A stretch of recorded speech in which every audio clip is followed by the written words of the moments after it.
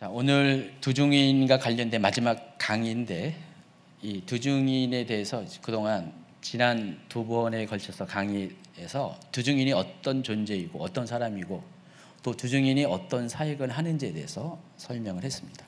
그 내용이 오늘도 어느 정도 포함되면서 이게 좀 정리하면서 특히 두중인이 마지막 때에 어떤 역할을 하는지, 두중인의 사역이 마지막 때에 관련돼서 어떤 의미가 있는지 그 부분을 더 확장시키고 좀 깊이 다뤄드리는 시간을 갖도록 하겠습니다. 여러분 먼저 아셔야 될 것은 이 두중인과 적그리스도의 활동은 7년 환난의 기간을 양분한다는 것입니다. 전 3년만은 두중인이 또 후 3년만은 적그리스도가 세상의 흐름을 주도합니다. 그리고 그 중간에 두중인과 적그리스도의 활동이 있는 중간에 두 존재를 구분하는 전환점에 어떤 중요한 사건이 있냐? 하늘에서는 그리스도께서 공중에 강림하시고 땅에서는 반대로 성도들이 휴거해서 하늘로 올라가는, 위에서 공중에 내려오시고 또 아래서 위로 올라가는 두 가지 사건이 바로 그 전환점이 되는 시기에 일어나게 된다는 것입니다. 도표로 그리면 이렇게 되어 있죠. 그래서 7년 환난의 전체 기간 중에서 절반의 시간은 두중인의 사역, 후반의 시간은 적그리스도의 활동, 그리고 그 중간에 예수 그리스도의 공중강림, 그리고 성도의 휴거 사건이 일어난다는 것입니다. 그래서 7년 환난의 주인공은 두중인과 적그리스도입니다. 그래서 이들은 영화로 따진다면은, 드라마로 따진다면은 주연 배우예요. 오히려 예수님은 조연에 가깝습니다. 예수님은 그 공중 강림하는 그때 등장하시고요. 예수님은 조연에 가깝고 두중인과 적그리스도가 주인공입니다. 그러니까 전반부의 드라마 16부작, 그러면 8부까지는 두중인이 주인공이고 나머지 후반부 8개 그 드라마의 스토리에는 적그리스도가 주인공이 된다는 것입니다. 그렇지만은 그리스도의 공중 강림 사건이 없으면은 두중인과 적그리스도의 활동이 나누어지지 않고 연결되지 않는다는 것을 아시기 바랍니다. 그래서 그리스도께서 오시게 되면 두중인의 사역이 종료가 되고, 또 거꾸로 말하면은 두중인이 그리스도의 다시 오심을 촉진시키는 활동을 하는 게 두중인의 사역이라는 것입니다. 그래서 두중인은 그리스도의 다시 오심을 향해 사역을 하는 거고요. 또 그리스도는 두중인의 사역을 이제는 그만하라 하는 그런 역할을 하신다는 것입니다. 다시 정리하면은 두중인은 사역을 하다가 멈추게 되는데 그리스도께서 공중강림 하실 때 멈추게 돼요. 근데 두중인은 결국은 그리스도의 공중강림을 촉진시키기 위해서 사역을 하는 거고, 그리고 그리스도께서 공중강림하는 것은 두중인의 사역이 이제는 내려놓게 하기 위해서 예수님께서 오신다는 것입니다. 마치 뭘 연상합니까? 여러분 요한복음 1장인가 보면은 세례 요한이 예수님의 오심에 대해서 이야기하면서 뭐라고 하냐면은 그는 흥하여 하고 나는 쇠하여 하리라 라는 이 표현 그대로예요. 두중인이 자기는 쇠하여야 되고 또 예수님은, 다시 오신 예수님은 흥하여야 된다라는 그와 같은 말을 아마 하게 될 것 같습니다. 자, 그와 같은 어떤 포지션, 역할, 그리고 흐름이 있다라는 사실을 아시기 바랍니다. 자, 두중인의 활동 기간이 계시록 11장 3절은 1260일이라고 불렀어요. 자, 1260일의 의미가 정확하게 42개월, 연수로 따지면 3년 6개월이라고 말씀드렸습니다. 당시에 이 계시록이 쓰여질 당시에 유대인의 달력 계산법이 한 달이 30일이었기 때문에, 그래서 1260일을 나누면 42개월, 그리고 이것이 연수로 따지면 3년 6개월이 된다는 것입니다. 그리고 계시록 11장 7절은 두중인이 증언을 마칠 때에 적그리스도가 그들과 전쟁을 일으킨다라고 했습니다. 두 증인이 증언을 마칠 때라는 것은 1260일의 시간이 끝날 때, 그때 적그리스도가 그들과 전쟁을 일으킨다라고 했습니다. 그래서 두 증인의 사역과 활동은 적그리스도와의 투쟁을 통해서 마무리된다는 것입니다. 그리고 계시록 13장 5절과 다니엘서 7장 25절은 적그리스도의 활동 기간이 42개월임을 정확히 말합니다. 또 짐승이 과장되고 신성모독을 말하는 입을 받고 또 42달 동안 일할 권세를 받으니라 그랬어요. 여기 명확하게 짐승 적그리스도가 42달 동안 일할 권세를 받았다 그랬습니다. 다니엘서 7장 25절도요. 그가 장차 지극히 높으신 이를 말로 대적하며 또 지극히 높으신 이의 성도를 괴롭게 할 것이며 그가 또 때와 법을 고치고자 할 것이며 성도들은 그의 손에 붙임받아 한 때와 두 때와 반 때를 지내리라. 한 때, 두 때, 반 때가 마지막 때와 관련된 특별한 용어예요. 그래서 한 때는 1년을 가리키고 두 때 또 2년이죠. 합치면 3년이죠. 반 때는 6개월이에요. 그래서 계시록 13장 5절과 다니엘서 7장 25절도 동일하게 적그리스도의 활동 기간이 42개월, 한때, 두때, 반때, 3년, 6개월이라는 것을 명확하게 얘기합니다. 제가 계시록 강의하면서 숫자와 관련된 것에 대해서는 애써 여러분이 상징적으로 풀지 말 것을 권면을 드렸습니다.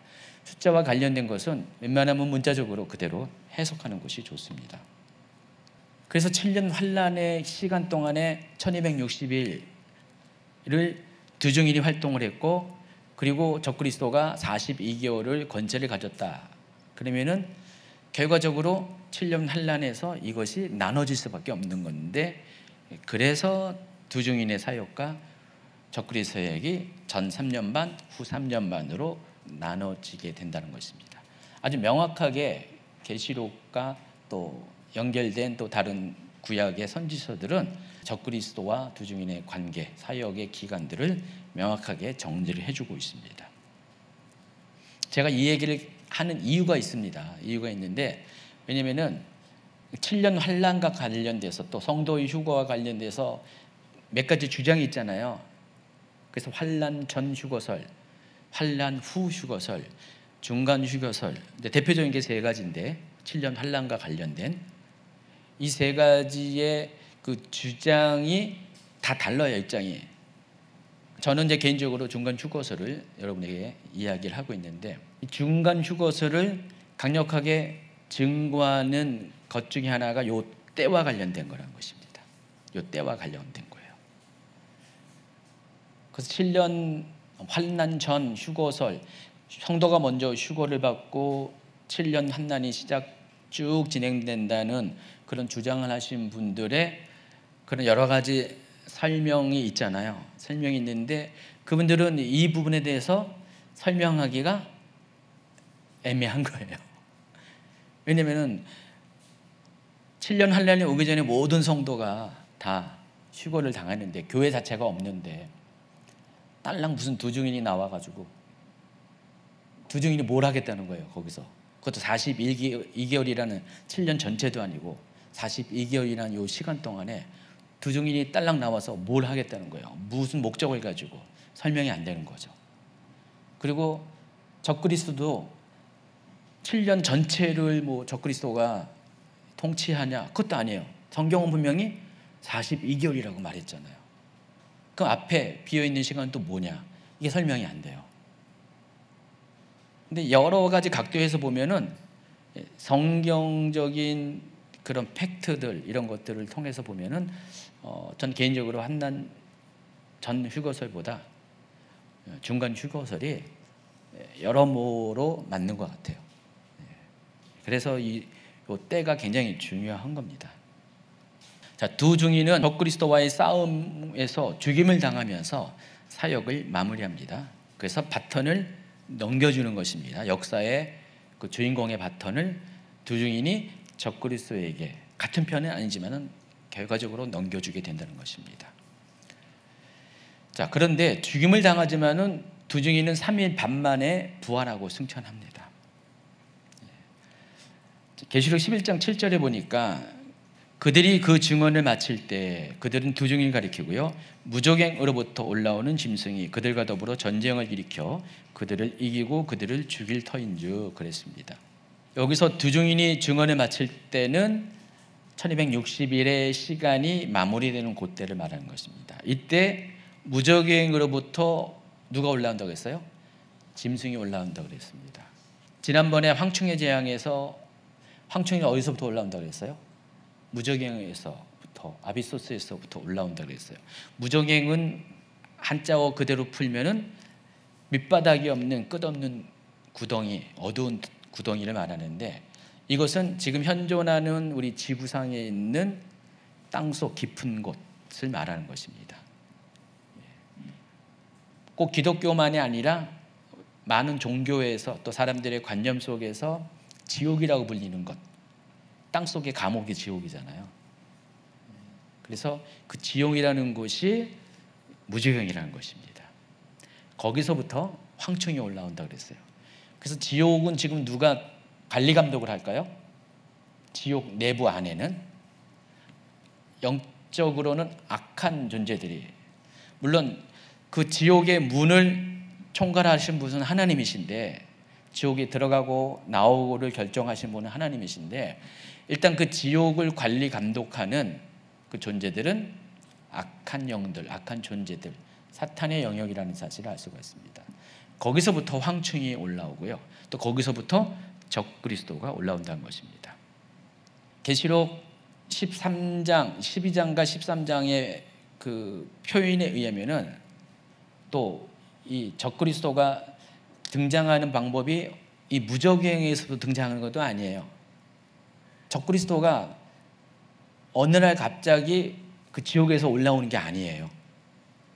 적그리스도는 좀 이따 아마 설명을 하겠는데, 예수님처럼 누군가의 모태로부터 나온 인간의 모습으로 태어나서 인간으로 자라다가 적그리스도의 정체성이 발견되고 적그리스도의 그 마귀로부터 받은 신성이 드러나는 그런 길을 가게 됩니다. 그러니까 예수님하고 이것도 닮아 있어요. 예수님도 어떻게 해요? 태어나기 자체가 성령으로 잉태하셔서 인간의 육신으로 태어나셨잖아요. 그렇지만 예수님이 30살이 될 때까지 인간으로 사시다가 30살 이후에 기름 부음을 받고 예수님 안에 하나님의 신성이 본격적으로 드러났잖아요. 그래서 예수님은 완벽한 인간이시고 완벽한 하나님이시라고 우리가 알고 있죠. 적그리스도도 비슷하게 짝퉁으로 똑같이, 적그리스도 사람의 몸으로 와요. 사람으로 태어나서 사람으로 왔다가 어느 정도 시기에 오면은 적그리스도 또한 자기의 정체성을 찾게 됩니다. 마치 예수님이 기름 부음 받고 하나님의 아들로서 사역을 한 것처럼 적그리스도도 사탄으로부터 뭔가 받겠죠. 뭔가를 받죠. 받아서 악한 영이 적그리스도 안에서 역사를 하게 되면서 그때부터는 인간이면서도 신성을 가지고 행동을 하게 된다는 것입니다. 사실은 굉장히 따라하는 것이 익숙해져요. 마귀는 다 따라합니다. 그래서 적그리스도는 예수님을, 그리스도를 따라하는 존재라는 사실을 아시기 바랍니다. 무정의로 올라왔다라는 것은, 이것은 문자적으로 풀 수는 없어요. 상징적으로 푸는데 그와 같은 그런 존재라는 뜻입니다. 지옥에 속한 존재라는 뜻으로 여러분이 해석을 하시기 바랍니다. 그런데 전쟁을 벌인다 그랬어요. 두 증인이 증언을 마칠 때 적그리스도가 그들과 더불어 전쟁을 벌이킨다. 여기도 또 딜레마가 있습니다. 여러분, 전쟁은 여러 집단이, 나라와 나라가 싸우는 게 전쟁이죠. 그렇죠? 근데 두 증인이 딱 두 사람이라면은 두 증인과 적그리스도가 이게 전쟁이라고 봐야 됩니까? 그냥 싸움이라고 얘기해야 돼요. 전쟁은 아니잖아요. 그러니까 두 증인을 따르는 어떤 집단과 적그리스도가 싸운다. 그럼 전쟁을 할 수가 있죠. 근데 여기 상황은 그런 것 같지 않아요. 그래서 이 말이 의미하는 게 이렇게 정리가 됩니다. 가장 합리적인 해석이 두 중인이, 개인으로서의 두 중인이 집단으로서의 적그리스도의 세력에 의해서 핍박을 당하고 죽임을 당하는 것을 이 계시록은 전쟁을 해서 죽임을 당한다라고 표현을 한 것 같아요. 굳이 이걸 이렇게까지 설명 안 해도 여러분 그냥 지나칠 수가 있는데, 여러분 중에 어느 누구는 이 부분에서 의문점을 갖거든요. 저는 그래서 그 의문점을 미리 여러분에게 해소시켜주기 위해서, 분명히 누군가는 저 가만히 있으면요 어느 시간 지나면은 목사님 근데요 하면서, 근데 좋아하는 분이 좀 있거든요. 개인적으로 질문을 해와요. 그래서 제가 미리 예상하고 미리 알려주는 거예요. 이런 내용들 여러분 별로 관심도 안 갖고 이렇게 뭐 문제 제기도 안 했었는데 제가 일부러 알려드린 이유가 그렇다는 것입니다. 자, 8절에는 그들이 순교하는 장소에 대해서 언급을 합니다. 8절 읽어볼까요?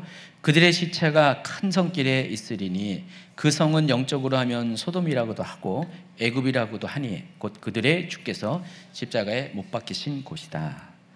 자, 여기 보면은 소돔 또는 애굽이라고 했습니다. 두 증인이 죽는 장소가 소돔 또는 애굽이라고 했습니다. 여러분, 소돔과 애굽하면 뭘 생각납니까? 소돔은 타락한 도시죠. 애굽은 어때요? 거기도 타락인데 어떻게 타락합니까? 영적으로 타락한 곳이 애굽입니다. 이집트가 이스라엘 백성이 출애굽을 할 때 10가지 재앙을 받았는데 그 모든 10가지 재앙은 다 나같이 뭐예요? 이집트인들이 섬기는 신들에 대한 그런 징벌입니다. 그래서 이집트는 굉장히 영적으로 우상숭배가 심했던 곳이에요. 근데 소돔은 뭐 그런 것도 있겠지만은 소돔이 주는 의미는 세상적인 타락을 말하는 것입니다. 자, 그럼 세상적으로 타락한 곳, 또 영적으로 우상숭배가 심했던 그곳에서 죽임을 당한다는 것입니다. 그러면 소돔과 이집트, 애굽은 영적인 의미에서 상징으로 봐야 돼요. 근데 때마침 계시록은 아예 그것을 설명을 하네요. 그 성은 영적으로 하면, 아예 설명을 해줬어요. 영적으로 하면은 소돔이라고도 하고 애굽이라는 것입니다. 물리적인 장소로서는 소돔도 아니고 애굽도 아닌데 영적으로 보면은 그와 같은 장소다. 그러면서 이제는 후반부에는 물리적으로 그것이 어딘가를 명확하게 이야기했는데, 그들의 주께서 십자가에 못 박히신 곳, 그들의 주는 누굴 가리켜요? 예수님을 가리킵니다. 여기서 문맥을 보시면 예수님께서 십자가에 못 박히신 곳, 그게 어디예요? 뭐 다른 말이 없죠? 다 모두가 한결같이 예루살렘이라고 말합니다. 그래서 문자적인 의미에서 예루살렘이라는 물리적인 장소를 가리킵니다. 소돔과 애굽은 영적인 의미에서 그곳이 어떤 곳이라는 것을 알려주는 그런 용어고, 여기 그들의 주께서 십자가에 못 박히신 곳은 실제로 문자적으로 물리적인 장소가 어디라는 것을 알려줍니다. 그러니까 예루살렘이라는 단어는 전혀 안 나왔잖아요, 여기는요. 근데 그곳이 이 두 가지 표현을 문맥 안에서 하나로 보면은 여기가 예루살렘이구나. 그러면 지금 두 증인이 어디서 순교한다고요? 예루살렘에서 순교를 합니다. 그래서 우리가 이걸 추정할 수가 있죠. 당시 두 증인이 활동하는 당시, 두 증인이 죽임을 당하는 당시, 또 7년 환난이 진행되는 그 시대에 예루살렘이 어떤 모습이 될 것을 우리가 상상할 수가 있어요. 이스라엘 인구 900만 명의 3분의 1이 예루살렘에 몰려 살고요. 두 번째 도시가 텔아비브인데, 근데 거기에 얼마나 많은 동성애자가 있는지 아시죠? 동성애자 축제가 거기서 매년 열린다는 거 아시죠? 전 세계에서 모여들잖아요. 텔아비브로 동성애자들이. 신기하죠? 어떻게 이스라엘에, 다른 일반적인 나라도 아니고 어떻게 이스라엘에 그렇게 동성애자가 많고 그 텔아비브라는 도시에 아주 몰려 사는지, 동성애 축제가 아주 세계적인 축제가 거기서 벌어지는지. 동성애 축제가 벌리면 몇십만 명이 모여든잖아요. 거기.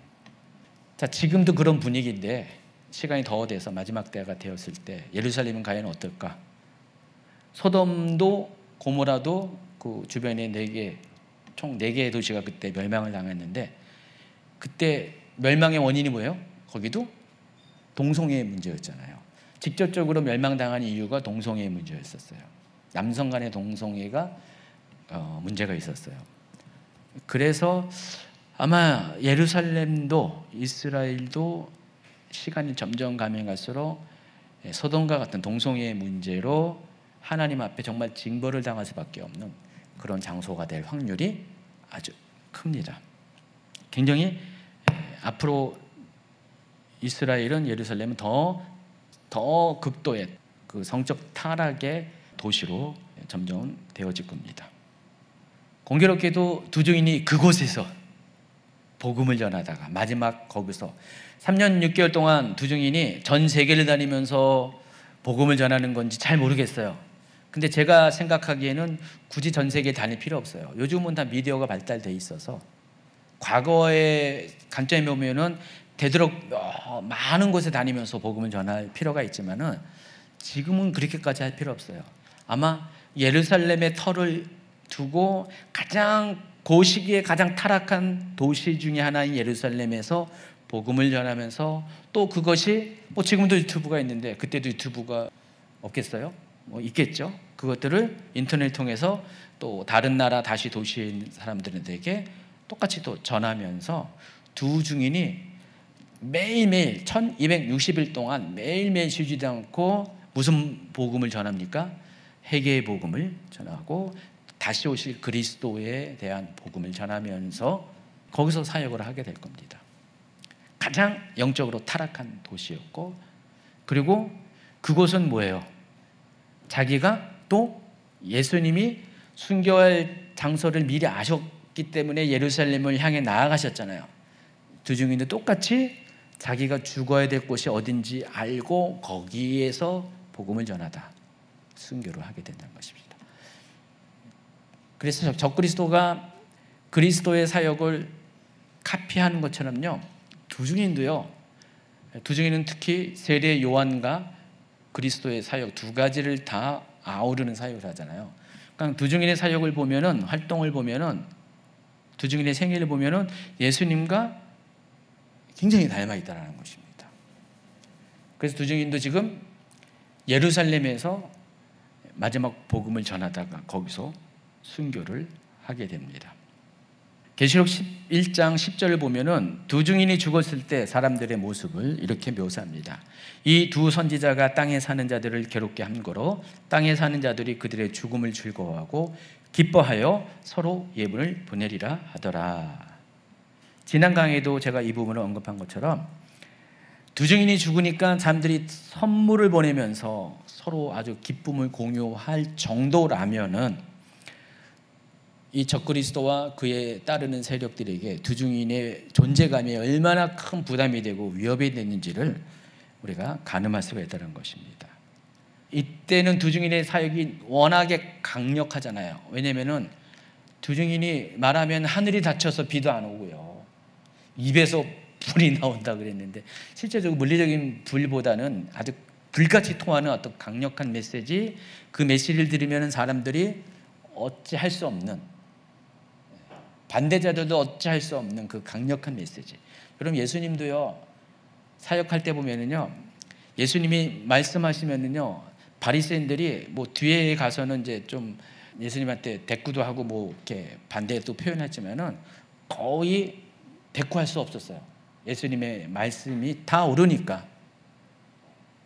두 증인도 마찬가지로 예수님이 그리했던 것처럼 그렇게 강력한, 반대할 수 없는 아주 강력한 메시지를 전하게 됩니다. 그러다 보니까 예수님 당시에도 바리새인들이 기가 죽어가지고 어떻게 할 수 없었고요. 예수님이 십자가에 달려 죽으실 때야 비로소 그들이 뭔가를 이렇게 할 수 있었지, 그 전까지는 아무것도 할 수 없었어요. 근데 여기도 마찬가지로 그와 비슷한 일들이 벌어집니다. 이미 적그리스도의 세력들은 활동을 하고 있었어요. 7년 환란이 시작 땡 치면서 활동을 했어요. 적그리스도가 이미 등장했잖아요. 흰말을 타고 등장했기 때문에 활동을 했지만, 그러나 두 증인이 사역하는 42개월 동안은, 1260일 동안은 보고만 있을 수밖에 없다는 것입니다. 물론 밑에서 자기들이 적그리스도의 본격적인 통치가 이루어지는 동안에 3년 6개월 동안 준비 작업은 하지만은 두 증인의 그 파워에 눌려가지고 세상을 완벽하게 본격적으로 장악하지는 못했다는 것입니다. 그런데 그 두 증인이 갑자기 사라져 버리니까 잔치를 벌일 수밖에 없죠. 더 이상 반대하는 자가 없어요. 아마 예수님이 돌아가셨을 때, 죽음을 당했을 때 그들도 또한 그러지 않았을까요? 바리새인들과 사두개인들이 예수님이 죽으면서 얼마나 그들이 기뻐했을까요? 마땅히 죽어야 될 사람이 죽었다, 알터니가 빠진 것처럼 그들이 기뻐했을 것 같습니다. 자, 그와 같은 상황을 묘사를 하고 있습니다. 그래서 두 증인은 이제 얼마 남지 않은 그리스도의 다시 오심을 준비하는 것이 두 증인의 사역의 핵심이면서, 그 사이에 적그리스도의 세력의 확장을 지연시키고 하나님 나라의 영역을 계속해서 확장시키는 그 일에 두 증인의 사역에 집중되고 있다는 사실을 아시기 바랍니다. 자, 그렇게 활동하던 두 증인이 죽었고 3일 만에, 3일, 여기서 3일 반 만에 부활을 한다고 했습니다. 예수님은 3일 만에 부활하셨고 여기는 3일 반 만에 부활합니다. 이것도 숫자적으로 여러분 잘 보시면 알겠지만 예수님이 공생애가 몇 년입니까? 3년이죠. 두 증인은 3년 6개월. 예수님은 3일 만에 부활하셨죠. 두 증인은 3일 반 만에 부활했죠. 자, 부활을 하니까 사람들이 그 일로 인해서 큰 두려움을 갖게 됩니다. 11, 12절 있습니다. 3일 반 후에 하나님께로부터 생기가 그들 속에 들어가매 그들이 발로 일어서니 구경하는 자들이 크게 두려워하더라. 하늘로부터 큰 음성이 있어 이리로 올라와라 함을 그들이 듣고 구름을 타고 하늘로 올라가니 그들의 원수들도 구경하더라. 이것도 예수님을 똑 닮지 않았어요? 예수님도 하늘에 올라가는데 뭐 타고 올라가셨어요? 구름을 타고 올라가셨고, 예수님은 나중에 구름 타고 다시 오실 것이라고 했잖아요. 그들이 본 모습 그대로, 올라가신 모습 그대로 예수님이 다시 오실 것이다, 구름 타고 오신다고 했는데 두 증인도 구름 타고 승천을 합니다. 자, 9번 슬라이드가 두 증인이 올라가는 장면입니다. 자, 이 장면을 보면서 많은 사람들이 놀랐습니다. 놀래가지고 어떻게 해요? 일부의 사람들은 영광을 하늘에 하나님께 돌리더라 그랬습니다. 그러니까 두 증인이 죽으면서 다시 부활하고 승천하는 그 장면을 보면서 마지막까지 복음이 전파가 되는 겁니다.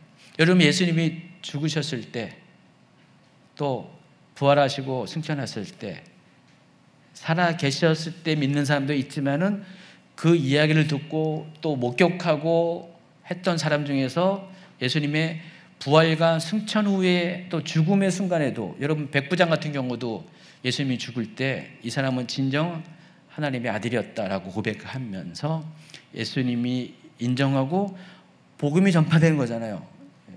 예수님이 그렇게 했던 것처럼 두 증인도 마찬가지로 똑같은 사역을 하게 된다는 것입니다.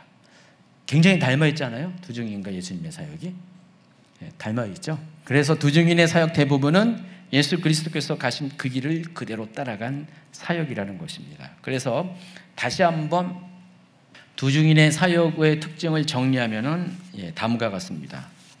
이미 다 다뤄드린 겁니다. 다시 요점 정리하는 겁니다.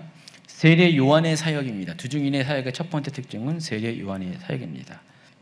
세례 요한이 초림하시는 그리스도의 오실 길을 예비하는 사역이라고 했죠. 두 증인은 똑같아요. 이제는 때가 바뀌어서 다시 오실 그리스도의 오실 길을 예비하는 사역. 세례 요한이 2000년 전에 한 것처럼 두 증인도 그와 같은 사역을 행했습니다. 마지막 때가 광의적으로 보면은 예수님이 초림부터 재림까지죠. 그래서 세례 요한도 마지막 때의 문을 여는 사역을 했고요. 그러면 두중이는 어떤 겁니까? 마지막 때의 문을 닫는 사역. 그래서 마지막 때는 세례 요한으로부터 두중인의 사역에 이르기까지 시작과 마침이 된다는 사실을 아시기 바랍니다. 두중인이 전하는 메시지는 어떤 메시지입니까? 회개와 천국에 관한 메시지입니다. 세례 요한도 마태복음 3장 1절 2절 한번 읽을까요? 그때 세례 요한이 이르러 유대 광야에서 전파하여 말하되 회개하라 천국이 가까이 왔느니라 라고 했는데, 두중인이 전한 메시지가 뭘까요? 두중인의 사역에 대해서 지난주에 소개하면서 회개 사역을 촉구하는 거라, 회개를 촉구하는 사역이라고 그랬죠? 생각나시죠? 두중인이 굵은 베옷을 입었다는 것은 뭐예요? 실제적으로 굵은 베옷을 입을 수도 있고요. 문자적으로 그 굵은 베옷이 상징하는 것이 바로 회개잖아요. 그 회개의 복음을 전파하는 사역을 두중인이 했습니다. 왜냐하면 두중인이 회개 사역을 전하는 근거가 뭐예요? 곧 다시 오실 예수님에 대한 그 메시지를 전해야 하기 때문에, 예수님이 다시 오시면 이제 세상이 심판을 당하기 때문에 빨리 지금 회개하라. 더 늦기 전에 회개하라. 지금 회개하지 않으면 지옥 간다. 그래서 그걸 전하는 게 두중인의 사역이었습니다. 그러니까 그것을 전하려니까 회개를 촉구할 수밖에 없어요. 특히 두중인의 사역이 예언 사역인데 뭐에 대한 예언입니까? 다시 오실 그리스도에 대한 예언인데 특히 어떤 내용입니까? 바로 그리스도의 공중 강림에 관한 이야기입니다. 자, 이 내용이 어디에 기록됐다고요? 계시록 10장에 있는 펼쳐진 작은 두루마리 책에 그 내용이 기록되어 있습니다. 원래는 사도 요한에게 그것을 먹으라, 소화시켜라, 그리고 그대로 전하라고 했는데 그 사역을 이어받은 사람이 두중인이라는 것입니다. 그리고 동시에 두중인은 예수님의 사역을 행하게 된다는 것입니다. 예수님의 공생애와 아주 닮아 있고요. 예수님의 죽음과 부활과 승천까지도 두중인은 그대로 닮아 있습니다. 예수님이 성령의 기름 부음을 갖고 기사와 기적을 보여준 것처럼 두중인도 권능을 행하는 사역을 행하게 됩니다. 두중인은 이와 같이 그리스도의 사역을 마지막 때 합니다. 그리고 661페이지로 넘어가면요, 두중인과 적그리스도를 비교하면은요, 많은 모습의 면에서 대비 또는 대칭이 된다고 이미 설명했습니다. 자, 그리스도께서 하나님의 보내심을 받은 것 같이 적그리스도 또한 사탄으로부터 보냄을 받았다. 그리스도께서 신성과 인성을 가진 것 같이 적그리스도 역시 사탄의 신성과 인성을 가졌다. 후 3년 반, 그 42개월 동안의 권세는 예수님의 공생의 기간인 3년과 또 대칭이 된다. 그리고 두중인과 또 거짓 선지자에 관한 비교를 해드리겠습니다. 계시록 13장에 보면은 두 짐승이 등장하는데 첫 번째 등장하는 짐승은 적그리스도예요. 두 번째 등장하는 짐승은 거짓 선지자입니다. 자, 계시록 13장 11절부터 17절까지 같이 읽도록 하겠습니다. 내가 보매 또 다른 짐승이 땅에서 올라오니 어린 양같이 두 뿔이 있고 용처럼 말을 하더라. 그가 먼저 나온 짐승의 모든 권세를 그 앞에서 행하고 땅과 땅에 사는 자들을 처음 짐승에게 경배하게 하니 곧 죽게 되었던 상처가 나은 자니라. 큰 이적을 행하되 심지어 사람들 앞에서 불이 하늘로부터 땅에 내려오게 하고 짐승 앞에서 받은 바 이적을 행함으로 땅에 거하는 자들을 미혹하며 땅에 거하는 자들에게 이르기를 칼에 상하였다가 살아난 짐승을 위하여 우상을 만들라 하더라. 그가 권세를 받아 그 짐승의 우상에게 생기를 주어 그 짐승의 우상으로 말하게 하고 또 짐승의 우상에게 경배하지 아니하는 자는 몇이든지 다 죽이게 하더라.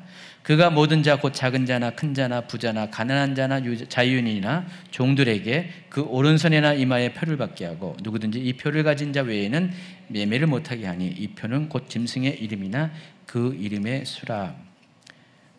그래서 계시록 11장은 전반부는 짐승에 관한 적그리스도에 관한 이야기라고 후반부는 또 다른 짐승인 거짓 선지자에 관한 이야기를 합니다.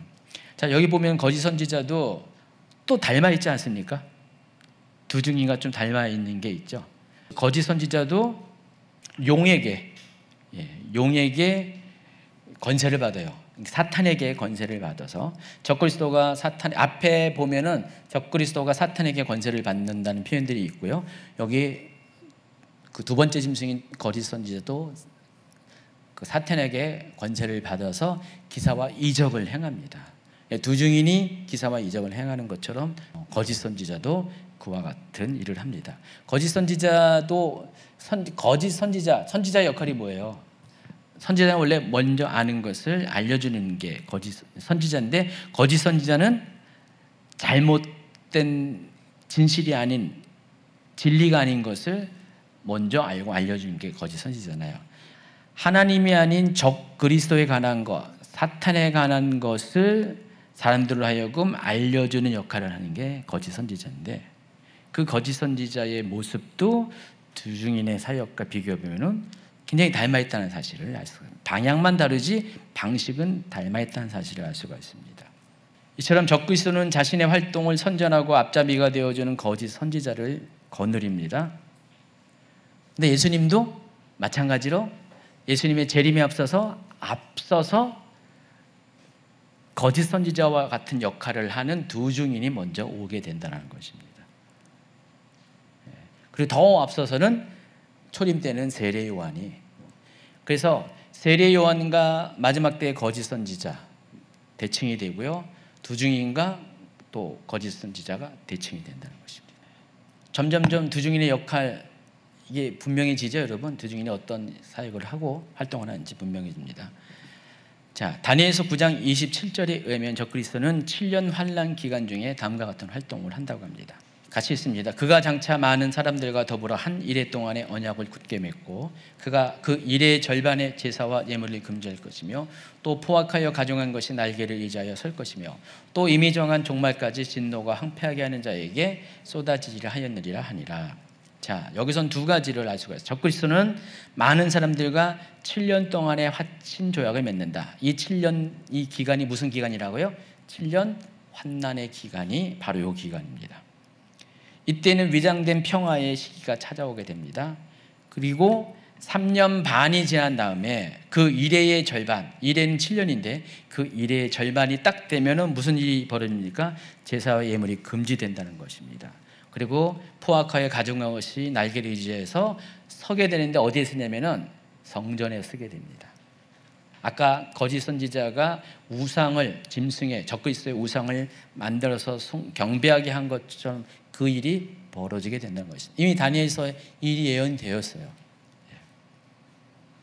그래서 다니엘서는 장차 적그리스도가 7년 화친 조약을 맺을 것이고 그리고 3년 반이 지난 후에는 그 조약을 깨트리고 적그리스도가 전제적으로 세상을 통치하는 시대가 오게 될 것을 미리 이야기를 하고 있습니다. 그런데 두 증인의 사역 기간과 맞물려서 적그리스도와 두 증인은 같은 시간대에서 서로 각각 다른 활동을 합니다.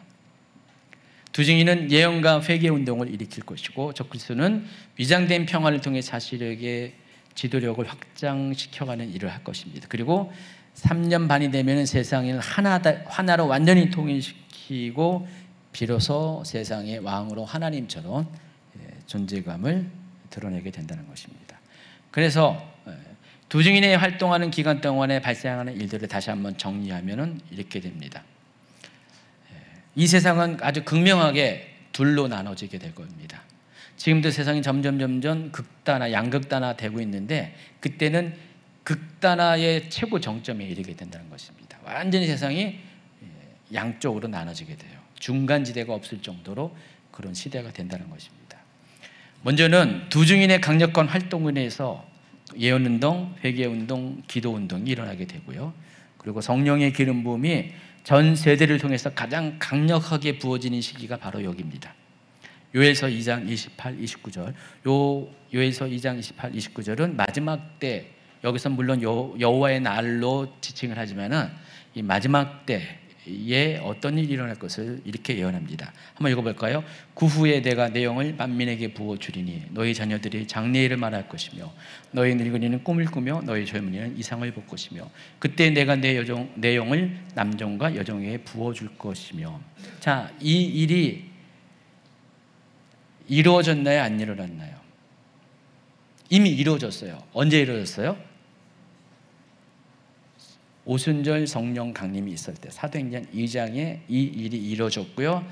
사도행전의 저자는 바로 이 구절을 인용해서 이와 같이 예언된 일이 지금 성취되었다라고 합니다. 그때가 마지막 때 시작이에요. 근데 그걸로 그친 것이 아니라 이와 같은 일이 계속해서 그때 이후로 쭉 이어지고 있어요. 지금도 이어지고 있어요. 지금도 역시 많은 남종과 여종이 그 예언을 하고, 여기 보면 말 그대로 자녀들은 예언을, 장래일을 말하는 예언을 할 거고, 늙은이는 꿈을 꾸고 젊은이는 환상을 보는 일이 지금도 쭉 이어지고 있어요. 그런데 이 일이 정말로 마지막 때가 되어질 때는 그게 아주 최고의 정점을 이루게 된다는 것입니다. 그래서 7년 환란의 그 전 3년 반 기간 동안은요, 지금까지 있었던 그 어떤 것보다 강력한 성령의 기름 부음이 부어지는 시대가 된다는 것입니다. 많은 사람들이 예언을 하고 또 꿈을 꾸고 환상, 다 이게 뭐야? 계시적인 영역이잖아요. 이 계시가 풀어지는 때가 그때 온다는 것입니다. 물론 어떤 분들은 이 말씀을 가지고 지금의 초점을 맞춰서 많이 이야기하는 분이 있어요. 특히 신사도 운동을 하는 분들은 이것을 지금의 것으로 적용시켜서 그런 일이 지금 펼쳐지고 있다, 하나님이 지금 이 시대에 이루어지고 있다고 하는데, 그러나 물론 지금은 사도행전 2장 그때 이후로 이어지는 그 시기의 한 부분이지 정말로 마지막 때의 마지막에 생길 그 일은 아니라는 겁니다. 아직은요. 미리 땡겨와가지고 지금 이 시대가 그런 시대라고 하는데, 지금은 그 마지막 때의 마지막으로 가는 시기의 어느 일정 지점이에요. 물론 당연히 마지막이 더 가까우니까 이런 일들이 더 활발하게 일어나겠죠. 근데 아직 클라이맥스는 아니라는 것입니다. 앞으로 이 7년 환란의 전 3년 반 기간 동안에 있어질 이와 같은 일들은요, 그 규모와 권능에 있어서는 정말 대단하게 된다는 것입니다. 이때가 되면은 여러분 젊은이입니까? 젊은이 보면은 환상을 다 보여요. 지금 그냥 뭐 남들이 봤다는 거 그냥 부러워만 했는데, 이때까지 여러분 잘 살아 계시면은요, 하나님이 계시의 영역을 다 열어주실 것이고요. 그냥 다 웬만하면 다 꿈, 환상, 예언을 다 보고 듣고 말하는 그 시기가 오게 된다는 것입니다. 근데 하나님이 왜 그때 집중적으로 이 시간대 이렇게 주신 이유냐면 다른 것이 아니라 그걸 통해서 뭐예요? 복음이 왕성하게 전파되고요. 그때 전하는 이 계시의 목적은 뭐예요? 다시 오실 그리스도에 관한 메시지죠. 뭐 지금 우리가 이런 계시적인 걸 가지고 어떤 개인적인 영역에서 아주 유익되는 그런 말을 전하고 이런 차원이 아니라, 그때 되면 다시 오실 그리스도에 대한 예언들을 모든 세대의 모든 그 나이대의 사람들이 다 각가지 맞는 방식의 계시적인 통로를 통해서 그 일이 벌어지게 된다는 것입니다. 지금은 조금씩 그것들이 그냥 일부가 성취되는 것뿐이지, 그때 되면 아주 그 기간 동안에 아주 집중적으로 그런 현상들이 일어나게 된다는 것입니다. 그래서 신사도 운동을 말하는 분들이 지금 말하는 그 시기가 아직 아니에요. 그분들도 좀 약간 좀 땡겨와서 그렇게 이야기하는데 아직은 그 시기가 아닙니다. 지금은 그래서 마지막 때로 가는 시기라는 것을 아시고, 가면 갈수록 이와 같은 징조들이 과거보다는 더 벌어져요. 왜냐하면 징조니까. 징조는 뭐 기미라고 부르잖아요. 뭐 무슨 일이 일어날 어떤 낌새, 이런 걸 잠깐만 보면서 이 때가 점점 가까우고 있구나. 그러나 아직은 아니라는 거예요. 저는 이런 일을 통해서 복음 전파가 그 기간 중에 완성이 된다는 것입니다. 그래서 대부흥, 이전 세대에 볼 수 없었던 대부흥이 일어나게 된다는 것입니다. 예수님 당시에도 굉장히 부흥이 있었잖아요. 예수님 당시에 예루살렘 인구가 6만 명이었는데 하루아침에 한 번의 설교를 통해서 3,000명, 한 번의 설교를 통해서 5,000명이 예수를 믿었어요. 물론 그때는 오순절을 당해서 디아스포라 유대인들이 많이 모였어요. 6만 명보다 훨씬 많은 사람들이 있었어요. 그렇지만은 그때 당시 3만 명, 5천 명이라는 숫자는요, 우리 인천시 인구를 따져보시면요, 지금 몇만 명, 뭐 10만 명, 하루 한 번 설교에 몇만 명, 10만 명 이상이 복음 안으로 들어왔다라는 의미와 같다.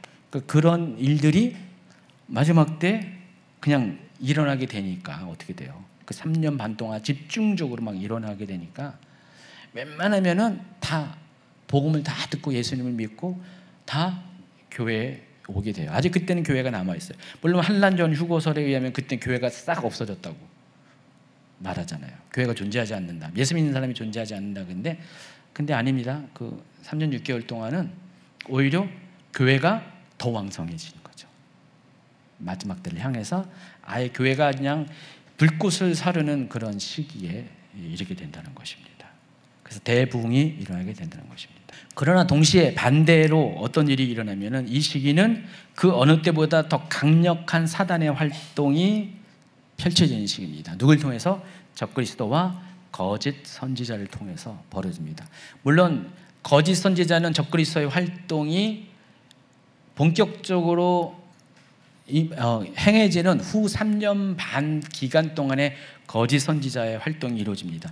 사실 이 부분은요, 13장 가면 제가 자세히 다 설명할 거예요. 13장 그 챕터 하나 갖고 제가 생각하건대 한 달 내지 2달 강의가 나올 거예요. 굉장히 많은 양의 강의가 나올 건데 그때 거짓 선지자에 대해서 더 집중적으로 다뤄드릴 것입니다.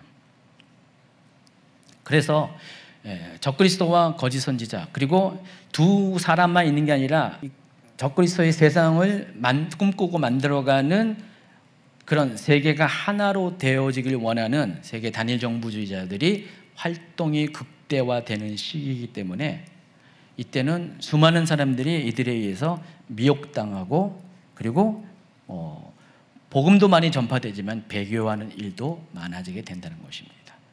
마태복음 24장 5절, 많은 사람이 내 이름으로 와서 이르되 나는 그리스도로 하여 많은 사람을 미혹하리라. 11절, 거짓 선지자가 많이 일어나 많은 사람을 미혹하겠으며, 24절, 거짓 그리스도들과 거짓 선지자 일어나 큰 표적과 기사를 보여 할 수만 있으면 택하신 자들도 미혹하리라. 자, 이때가 언제라고요? 바로 그 7년 환란의 전반기 그 시간대예요. 물론 지금도 거짓 그리스도와 거짓 선지자 역할을 하는 사람들이 있어요. 근데 진짜 거짓 그리스도와 거짓 선지자는 아니에요. 아직은 그와 같은 일들을 하는 그런 어떤 기미로 보여줄 수 있는, 징조로 보여줄 수 있는 그 정도의 수준이죠. 그래서 제가 신사도 운동에 대해서 사람들이 사도와 선지자에 대해서, 오늘날 사도와 선지자가 있다라고 말하는 것에 대해서 굉장히 비난을 하고 정죄를 하잖아요. 물론 저는 사도적인 기름 부음을 가진 그 사역을 하는 사람, 선지자의 기름을 가지고 사역하는 사람들의 거에 대해서는 인정하고요. 뭐 직분적으로 과거처럼 너는 사도다, 너는 선지자다, 이런 거는 저도 개인적으로 그렇게 그것을 이렇게 받아들이지 않습니다. 그런데 그와 같은 활동을 하는 것에, 그와 같은 사역이 점점 이 마지막 때가 가면 갈수록 그런 역할이 필요한 것에 대해서 인정할 수밖에 없는 또 다른 근거 중에 하나가 바로 여기예요. 왜냐하면 앞으로 세상은 이런 거짓 그리스도들과 거짓 선지자들이 등장하는 시대가 올 거 아니에요. 여러분, 거짓이라는 게 뭐예요? 진짜는 그게 아닌데 진짜처럼 행동하는 거잖아요. 선한 목자가 있고 사꾼 목자가 있잖아요. 물론 사꾼 목자가 다 나쁜 건 아니에요. 왜냐하면 그냥 월급 받고 한다고 해서 사꾼 목자인데, 사꾼 목자의 부정적인 뉘앙스는 뭐예요? 진짜 목자, 선한 목자는 양을 정말로 자기 생명처럼 사랑하는 그런 마음과 태도를 가진 사람이고, 거짓 그 사꾼 목자는 어떤 의미입니까? 자기 양이 아니기 때문에 만약에 자기가 위험에 처하면 양을 버리고 도망가는 그런 이미지에서 사건 목자인데, 그 사건 목자의 이미지가 거짓 선지자, 거짓 그리스도의 이미지와 일치되는 건 아니지만 어느 정도는 좀 이렇게 좀 투영이 됩니다. 그래서 적그리스도는 자기 정체가 누구인지를 분명히 아는 존재지만은 후 3년반 기간 동안에 등장하는 그 거짓 선지자는 적그리스도와 동시에 그도 짐승이잖아요. 용으로부터 파견된 짐승이잖아요. 그래서 자기 정체성을 분명히 아는데 그 전 3년반 기간 동안에 있는 거짓 그리스도와 거짓 선지자들은 뒤에 나오는 거짓 선지자와는 좀 다른 차원이라는 거예요. 제가 뭔 말인지 아시죠? 이들도 자기가 누군지 잘 몰라. 자기는 그리스도의 일을 한다. 자기는 선지자 역할을 한다고 스스로 착각을 하면서 자기는 주의 일을 한다고 생각하는 사람들이에요.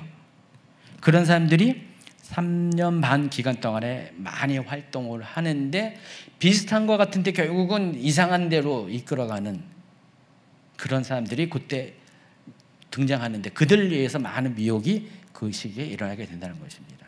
그리고 이후에 등장하는 후 3년 반 기간 등장하는 거짓 선지자는 자기의 정체성을 확실히 알고 아예 그것을 목표로 적그리스도를 왕으로 세우는 목표로 활동하는 사람입니다. 자, 그와 같은 일들이 일어나게 된다는 것입니다. 그리고 이때는 세상이 적그리스도의 세계 통치를 위해서 하나로 점점 지금도 하나가 되어가고 있는데 점점 하나로 통합되는 그런 것들이 이루어지게 됩니다. 그래서 정치, 경제, 최종적으로 종교까지 하나가 되면은 이때 완전히 세상이 하나가 됩니다. 그리고 이 정치, 경제, 종교는 통합되는 것은 누구를 위한 것이냐 하면은 바로 그 세상을, 하나는 세상을 적그리스도에게 넘겨주기 위해서 그 일들이 벌어지게 된다는 것입니다. 자, 이와 같은 일들이 전 3년 반 기간 동안에 일어납니다. 그래서 이 시기는요, 아주 여러분 정말 이렇게 이 시대를 여러분이 살아가게 된다면요, 여러분이 살아온 평생 중에 그렇게 아주 그냥 활발하게 모든 것들이 바뀌고 그냥 아주 놀라운 일들이 벌어지는 그런 시기를 경험하게 될 겁니다. 전혀 지루하지 않아요. 이때 세상은 정말 이렇게 정신없이 흘러가는 그런 세상에 살게 된다는 것입니다. 아주 극도의 긴장감이 조성되는 두 세력 간의 아주 팽팽한 영적 싸움, 영적으로만 끝나는 게 눈에 보이는 영역만 아니라 실제적인 삶의 현장에서도 아주 그냥 두 세력 간의 아주 팽팽한 싸움이 벌어지는 그런 일이 되게 된다는 것입니다. 자, 그리고 이 기간이 지나가면서 세상의 힘의 균형이 이제는 적그리스도에게 쏠리면서 두 증인이 적그리스도의 세력에서 순교하게 됩니다. 그리고 이것을 기점으로 대부흥의 시기가 종료가 됩니다. 이제 더 이상은 복음 전도의 기회가 없어지게 된다는 것입니다. 공식적으로는 제가 여기에 뭘 깔아놨습니다. 나중에 제가 이 부분에 대해서 또 소개를 할 겁니다. 제가 7대 교회 얘기하면서 서머나 교회 얘기했죠. 서머나 교회와 같은 역할을 하는 사람들이 남아 있어요. 그러나 공식적으로는 이때부터는 교회는 존재하지 않는 거예요. 환란 전 휴고서는 아예 7년 환란이 시작되는 그때부터 교회가 존재하지 않지만은 이 중간 휴거설에 의하면은 이때부터 공식적으로 교회는 존재할 수가 없습니다. 그래서 요 3년 반 기간, 후 3년 반 기간 되면은 세상을 주도하는 힘은 오직 적그리스도에만 있을 것이고요. 그를 반대하고 대항하는 세력들은 미리 정리됐지만 요 시기가 초반부터 계속해서 다 정리가 종료돼가지고 어느 정도 시기가 되면 완전히 더 이상 견제하는 세력이 없게 되고 그 시간이 되면은 아마 하나님이 그때 본격적으로 대접 재앙을 시작을 하게 되실 것입니다. 결론 맺습니다. 계시록 11장 14절은 이렇게 말합니다. 둘째 화는 지나갔으니 보라 셋째 화가 속히 이른도다. 오늘 본문의 맨 끝절입니다. 둘째 화가 지나갔으니 보라 셋째 화가 속히 이른도다. 둘째 화는 어떤 내용이었어요? 둘째 화는 생각 안 나요? 6번째 나팔 재앙이었고요. 그 6번째 나팔 재앙에 의해서 어떤 일이 벌어집니까? 지구 인구의 3분의 1이 죽죠. 잘 보세요. 13절까지는 결국 뭐예요? 삽입장이에요. 삽입장. 9장 맨 끝에부터 맨 끝에가 지나가고 10장 힘센 천사가 등장하는 부분부터는 삽입장이에요. 그래서 지금 14절은 9장의 맨 마지막 절과 연결되는 거예요. 그리고 중간에 지금 10장 1절부터 11장 13절까지가 삽입이 된 거예요. 그건 그렇고 이제 내가 했던 말, 좀 전에 했던 말, 9장에서 했던 말, 그걸 다시 이어서 할게. 지금 그 얘기예요. 그 둘째 화가 지나갔고 이제 곧 셋째 화가 등장하게 될 것이다. 그리고 셋째 화가 뭐예요? 7 대접재앙이잖아요. 셋째 화가 7 대접재앙입니다. 근데 그 전에 뭐가 있습니까? 바로 아까 초반부에 얘기했죠. 그림 그래서 얘기했죠. 두 가지 사건이 벌어진다고 해서 동시에 첫 번째는 하늘에서 구름을 타시고 예수님이 공중에 강림하시고 가셨던 모습 그대로 다시 오시는 장면. 그리고 그 예수님이 오실 때 성도가 죽은 자가 먼저 부활하고 살아있는 자가 변화되어서 공중에서 주님을 맞이하는 성도의 휴거가 있습니다. 셋째 화가 시작되기 전에 둘째 화와 셋째 화 사이에 그 일이 벌어지게 된다는 것입니다. 그래서 그것을 가리켜서 마지막 나팔로 묘사를 한 겁니다. 7번째 나팔. 마지막 나팔이 불려져야지 이제 셋째 화가 본격적으로 시작되잖아요. 그 마지막 나팔이 불려질 때 이 두 사건이 일어나게 된다는 것입니다. 그래서 다음 주 강의는 호주 선교 때문에 못하고 그 다음 주에는 제가 어떤 내용을 하냐면은 그리스도의 다시 오심에 대해서 소개하는데 지난 강의에서는 이걸 따로 주제를 할애하지 않고 설명을 이렇게 그냥 중간중간에 했는데 이번에는 하나의 주제로 묶어서 다음번 강의를 준비할 건데 뭐냐면은 공중강림과 지상재림에 대해서 제가 좀 비교 분석해서 설명을 해드리겠습니다. 공중강림은 어떤 거고 지상재림은 어떤 거고 공중강림이 있을 때 어떤 일이 벌어지고 지상재림이 있을 때 어떤 일이 벌어지고 있는가 요거를 다음번 강의 때 다시 정리해서 이전 엔타임 강의 때는 제가 요거만 특화돼서 주제를 다루지 않았어요. 그냥 어디 다 껴서 이렇게 설명을 했는데 요거만 집중해서 정리를 해드리도록 하겠습니다. 자, 오늘 강의 여기까지 마칩니다. 물론 항상 계시록은 어려워요. 어렵지만은 그래도 정리가 조금 되셨지 않나요? 두 증인에 대해서 그동안 생각을 해봤는데 결국 오늘날 두 증인이라고 말하는 사람 다 가짜예요. 절대로 믿지 마세요. 오늘날 두 증인은 존재하지 않습니다. 이 두 증인은 7년 환란 기간에 등장하는 존재들입니다. 두 증인은 말하는 사람이 있으면 전부 다고 믿지 마세요.